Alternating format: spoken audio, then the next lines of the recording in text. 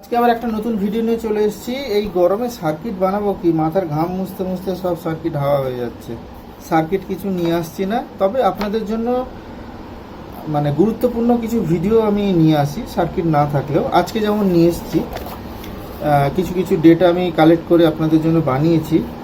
আপনারা ভিডিওটা পুরোটা দেখবেন, দেখে আমাকে কমেন্ট করবেন যে আরও কিছু বলার দরকার ছিল কিনা, বা আমার বলার কিছু ভুল আছে নাকি। এখানে আমরা অডিও ফিডব্যাক নিয়ে কথা বলবো। আমরা তো সবসময় যে কোনো বেস টেবিল বোর্ড বা অ্যাম্পলিফায়ার বোর্ডে আমরা সবসময় বলে থাকি যে একটা ফিডব্যাক রেজিস্ট্যান্স থাকে বা ফিডব্যাক সিগন্যাল দেওয়া হয়। তো এই ফিডব্যাক নিয়ে আমরা আজকে মোটামুটি একটা ধারণা করব, কারণ এই ফিডব্যাকের খুব একটা বড় চ্যাপ্টার ফিডব্যাক নিয়ে। তো আপনাদের এই ভিডিওটা দেখানোর কারণ হচ্ছে আরও উৎসাহিত হন যে এই জিনিসটাকে শেখার, তার জন্যই কিন্তু এই ভিডিওটা বানানো। তো ফার্স্টে আমরা এটা দেখে নেব। এখানে দেখুন অডিও ফিডব্যাক। অডিও ফিডব্যাক বলতে আমরা কি বুঝি না, আউটপুট যে হচ্ছে, অডিও যে আউটপুট হচ্ছে, সেই আউটপুটকে আবার যদি ইনপুটে ফিরিয়ে দেওয়া হয়, সেটাই হচ্ছে অডিও ফিডব্যাক। এই জন্য আমরা দেখবেন যেখানে আউটপুট হচ্ছে, মেন যে অডিওটা আউটপুট হচ্ছে, সেটা অ্যাম্পলিফায়ারের ক্ষেত্রে হতে পারে, কিংবা আপনার বেস টেবিল বোর্ড বা টোন কন্ট্রোল বোর্ডে হতে পারে। তো সেইখানে আমরা আউটপুট থেকে আর একটা কানেকশান দিয়ে ইনপুটে দিয়ে দিই। তো এখানে কত প্রকার ফিডব্যাক হয়। একটা হচ্ছে নেগেটিভ ফিডব্যাক, এটাই সব থেকে আমরা বেশি ইউজ করে থাকি। এটা কেন ইউজ করি না, এটা হচ্ছে আউটপুটের সিগন্যালকে ইনপুটে আবার বিপরীতভাবে ফেরত দেওয়া হয়। বুঝতেই পেরেছেন? যেটা আউটপুট হচ্ছে, যেখান থেকে আমরা অডিওটা আউটপুট নিচ্ছি, সেইখান থেকে একটা সিগন্যালকে নিয়ে যেখানে ইনপুট হচ্ছে সেখানেই দেওয়া হয়। আপনারা বেস টেবিল বোর্ডে দেখেছেন, ট্রানজিস্টার বা আইসিট এতে দেখেছেন। তো এখানে এই বিপরীত নেগেটিভ ফিডব্যাক ইউজ কেন করা হয় না, ডিস্টরশন কমে, নয়েজ কম হয়, সাউন্ড ভালো হয়, আর গেনটা ঠিকঠাক থাকে। একটা হচ্ছে পজিটিভ ফিডব্যাক। তো এই নেগেটিভ ফিডব্যাক অডিও অ্যাম্পলিফায়ার এবং টোন কন্ট্রোল এইসব এতে ম্যাক্সিমাম ব্যবহার করা হয়। পজিটিভ ফিডব্যাক হচ্ছে আউটপুট সিগন্যাল একইভাবে কিন্তু কাজ হয়, একটা হচ্ছে পজিটিভ আর একটা হচ্ছে নেগেটিভ। কিন্তু পজিটিভ সিগন্যালে কি হয়, গেন অনেক বেড়ে যায় বলে সেখানে আইসি বা ট্রানজিস্টারের ভেতর অসিলেশন হতে পারে। তো এই সার্কিটটা কিন্তু অ্যাম্পলিফায়ারে খুব কম ব্যবহার করা হয়। অনেক এতে স্পেশাল কিছু কিছু সার্কিট ডিজাইন থাকে, সেখানে পজিটিভ ফিডব্যাক আমরা ইউজ করি। সেটা আমরা পরে আসবো, পরে বলতে পরের কোনো এক ভিডিওতে আসবো। ফার্স্টে আপনাকে তো বুঝতে হবে ফিডব্যাক জিনিসটা কী। 2 নম্বর পেজে এসেছি যে কেন ব্যবহার করি। অডিও অ্যাম্পলিফায়ার, বেস টেবিল বা টোন কন্ট্রোল সার্কিটে ফিডব্যাক ব্যবহার করার কতগুলো গুরুত্ব আছে। যেরকম গেনটা কিন্তু ঠিকঠাক আপনার আউটপুট করে। ফিডব্যাক দিলে অ্যাম্পলিফায়ারে গেন নির্দিষ্ট বা স্থিতিশীল থাকে, একটা সমতা বজায় রাখে। ট্রানজিস্টার বা আইসির বৈশিষ্ট্য বদলালেও গেন খুব একটা পরিবর্তন হয় না। ডিস্টরশন কমানো। নেগেটিভ ফিডব্যাক যে আমরা ইউজ করি, ইনপুটে উল্টো ফেরত আবার পাঠানো হয়, যেটা আউটপুট হচ্ছে সেটাই আবার পাঠানো হয়। ফলে বিকৃতি ডিস্টরশন কমে এবং সাউন্ড আরও পরিষ্কার হয়। ফ্রিকোয়েন্সি রেসপন্স খুব ভালো হয়, নয়েজ কম হয়। নেগেটিভ ফিডব্যাক সার্কিটে নয়েজ ও হামিং কিছুটা কমতে সাহায্য করে।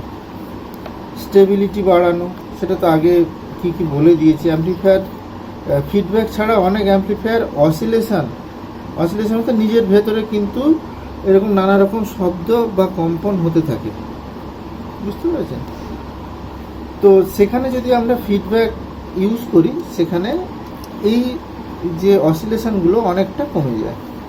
অনেক সময় কিন্তু ম্যাক্সিমামটাই রিমুভ করা যায় ফিডব্যাক দিয়ে। এবার টোন কন্ট্রোলের যে ফিডব্যাক, আমরা তো টোন কন্ট্রোল ইউজ করে থাকি। টোন কন্ট্রোলেও কিন্তু আমরা ফিডব্যাক ইউজ করি, সেটা অপ অ্যাম্প দিয়ে বা ট্রানজিস্টার সার্কিটে আমরা কিন্তু ইউজ করে থাকি। ক্যাপাসিটার আর রেজিস্ট্যান্স মিলে কিন্তু এই ফিডব্যাকের পাথটা তৈরি করে, ক্যাপাসিটার আর রেজিস্ট্যান্স। লো ফ্রিকোয়েন্সিতে একরকম ফিডব্যাক হয়, এই যেমন লো ফ্রিকোয়েন্সিতে বেসের জন্য, আবার হাই ফ্রিকোয়েন্সিতে পরবর্তীতে কিন্তু আর এক রকম ফিডব্যাক হয়। এই দুই রকমই যে ফিডব্যাক, সেটা আমরা যদি ফিডব্যাক সার্কিটটা বসাই, এই যে রেজিস্ট্যান্স ক্যাপাসিটার আর রেজিস্ট্যান্স মিলে যে ফিডব্যাক পাথটা নেটওয়ার্কটাতে তৈরি করছি, তাতে কি হয়, অনেক ভালো রেসপন্স পাওয়া যায়, বেস ও ট্রিপল আলাদা আলাদা বুস্ট আর কাট করা যায়। তো এখানে যদি সংক্ষেপে যদি আপনি বলতে পারেন, সেটা হচ্ছে ফিডব্যাকের কাজ হলো গেইন নিয়ন্ত্রণ করা, ডিস্টরশন কমানো, সাউন্ড কোয়ালিটি আরও ভালো করা, বেস ট্রিপল ফ্রিকোয়েন্সিকে কন্ট্রোল করা। এই হচ্ছে ফিডব্যাকের কাজ। এবার টোন কন্ট্রোলে যে ফিডব্যাক যে ইউজ করা হয়, সেটা মানে কোন টোন কন্ট্রোলে? দু রকম টোন কন্ট্রোল আপনাদের বলেছিলাম, একটা হচ্ছে প্যাসিভ আর একটা হচ্ছে অ্যাক্টিভ। এবার passive tone control, active tone control কোনটা না? যেসব টোন কন্ট্রোলগুলোতে কোনো পাওয়ার সাপ্লাই ইউজ হয় না, মানে ট্রানজিস্টারও নেই, আইসিও নেই, সেটাই হচ্ছে কিন্তু প্যাসিভ টোন কন্ট্রোল। সেক্ষেত্রে কিন্তু এখানে ফিডব্যাকের দরকার নেই, বুঝতে পেরেছেন? ওতে কিন্তু দরকার পড়ে না। কিন্তু অ্যাক্টিভ টোন কন্ট্রোলে আপনাকে ফিডব্যাক নেটওয়ার্ক বসাতেই হবে।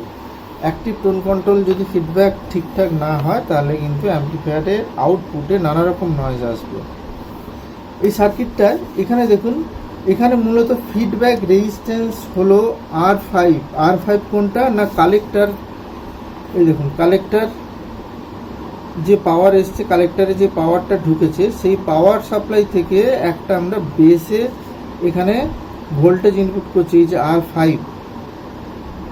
বেসে ভোল্টেজ ইনপুট করছি। সেই বেসেই কিন্তু অডিওর যে সিগন্যালটা, এখানে বেস ট্রিপল বোর্ড আছে, বেস আর ট্রিপল আছে, সেখান থেকে অডিওটা এখানেই এসছে। ওকে, এইখানটাতে এই যে R5 হচ্ছে নেগেটিভ ফিডব্যাক রেজিস্টার, এই যে R5টা। আর এখানে আরেকটা আছে R8। R8 তাহলে কি? এই যে তাহলে R8টা কি? এটা হচ্ছে এমিটার, এটা হচ্ছে ট্রানজিস্টার, ট্রানজিস্টারের এমিটার ফিডব্যাক রেজিস্ট্যান্স। এটা হচ্ছে এমিটার ফিডব্যাক রেজিস্ট্যান্স। ওকে, প্রতিটা সার্কিটে দেখবেন এরকম থাকে। এইবার এইখানে দেখুন, এই ফিডব্যাক রেজিস্ট্যান্স মানে এমিটার ফিডব্যাক রেজিস্ট্যান্সের সাথে একটা ক্যাপাসিটার দেওয়া আছে, তাহলে এরও কিন্তু কাজ আছে। এটা এমনি এমনি কিন্তু দেওয়া হয়নি। এইখানটা দেখুন, এই যে C7, তো এই C7 মানে R8-এর প্যারালালে কানেক্ট করা আছে, এর ওপরেই লাগানো আছে। তাই এ কি করবে, এসি সিগন্যাল, এই যে এসি সিগন্যালের জন্য যে R8 যে রেজিস্ট্যান্সটা আছে, তার মানে প্যারালালে যে রেজিস্ট্যান্সটা আছে, ফিডব্যাকটাকে অনেকটাকে বাইপাস করে যায়, বুঝতে পেরেছেন? অনেকটা মানে এটা ফিডব্যাকটা অনেকটা বাইপাস করে দেওয়া হচ্ছে। তার জন্য কি হয়, এখানে আউটপুট গেইন বেড়ে যায়। এইবার এই ক্যাপাসিটারের মান যত বেশি করবেন, তত এখানে কিন্তু আরও গেইন বাড়তে থাকবে। এই যে আমরা বলি না, ঘাট সিস্টেম বানিয়ে দিই, মানে আপনার ওই ডেক বেস সার্কিটে ঘাট সিস্টেম, এই ক্যাপাসিটারের মানটাকে পরপর কম বেশি করা হয়, তাতে এই যে আউটপুট গেইন ওয়েট, এটা থেকে আউটপুট হতে থাকে। টোন কন্ট্রোল হচ্ছে প্রধান ফিডব্যাক রেজিস্ট্যান্স, এটাই হচ্ছে কিন্তু প্রধান ফিডব্যাক রেজিস্ট্যান্স। এবার আমরা কি করে বুঝবো, ধরুন এখান থেকে পজিটিভ ফিডব্যাক হয়েছে কি নেগেটিভ ফিডব্যাক হয়েছে, সেটা আমরা কি করে বুঝবো? আমার তো ফিডব্যাকের জন্য এইটা কানেক্ট করা হয়েছে, এই পয়েন্টটা। আমি যদি এখানে ইনপুট দিই, ইনপুট দেওয়ার পরে এই তারটা ওপেন করে রাখবো, এই পয়েন্টটা এখানে আগে জয়েন্ট করবো না, এটা ওপেন থাকবে। এখানে অডিও ইনপুট হচ্ছে, আপনি কিন্তু এখানে অডিও ইনপুট আউটপুট পাবেন। যখন এই তারটা ওপেন অবস্থায় আছে, তখন এখানে আউটপুট যা গেইন পাচ্ছি, এটা কানেক্ট করার পর যদি গেইন বেড়ে যায়, তাহলে কিন্তু পজিটিভ ফিডব্যাক। আর গেইন যদি একটু কমে যায়, দিয়ে সাউন্ডের কোয়ালিটিটা খুব ভালো হয়, তাহলে কিন্তু নেগেটিভ ফিডব্যাক। এইবার শুধু এইখানে আউটপুট যে হচ্ছে, শুধু কিন্তু এইটার উপর নির্ভর করছে না, সেটা কিন্তু এই ক্যাপাসিটারের উপর নির্ভর করছে, আবার এইখানে ফিডব্যাক রেজিস্ট্যান্সের উপর নির্ভর করছে, বুঝতে পেরেছেন? তো আর এমিটার যে বাইপাস, এই যে ক্যাপাসিটারের কাজ, অনেকেই শুধু রেজিস্ট্যান্স দেখে ফিডব্যাক বোঝেন, রেজিস্ট্যান্স দেখে বোঝে, কিন্তু ক্যাপাসিটারও গুরুত্বপূর্ণ। ক্যাপাসিটার না থাকলে ফিডব্যাক বেশি হবে, গেইন কম হবে। আর ক্যাপাসিটার থাকলে, মানে এই ক্যাপাসিটারের কথা বলা হচ্ছে এইটা, আর ক্যাপাসিটার যদি থাকে ফিডব্যাক কম হবে, গেনটা বেশি হবে, বুঝতে পেরেছেন? তাই এটা মাইক্রোফ্যারাড, এই মাইক্রোফ্যারাড ক্যাপাসিটারগুলো অ্যাম্পলিফায়ারের গেনের ওপর প্রভাব ফেলে। ওই জন্য এই যে ঘাট সিস্টেম বানায়, এইখানটাতে ঘাট সিস্টেম করা হয়। এই কারণে ফিডব্যাক বুঝতে গেলে শুধু রেজিস্ট্যান্স কোথায় লাগানো আছে সেটা নয়, সিগন্যালের ফেজ কিভাবে বদলাচ্ছে সেটাও দেখতে হয়। এটাই audio amplifier, tone control, oscillator সব কিছুর মূল ভিত্তি। মানে এই যে feedback, audio amplifier, tone control, অসিলেটরের কিন্তু মেন জিনিসই হচ্ছে এই ফিডব্যাক। আসলে অ্যাম্পলিফায়ার ডিজাইনের অর্ধেক জ্ঞানই ফিডব্যাকের সাথে জড়িত।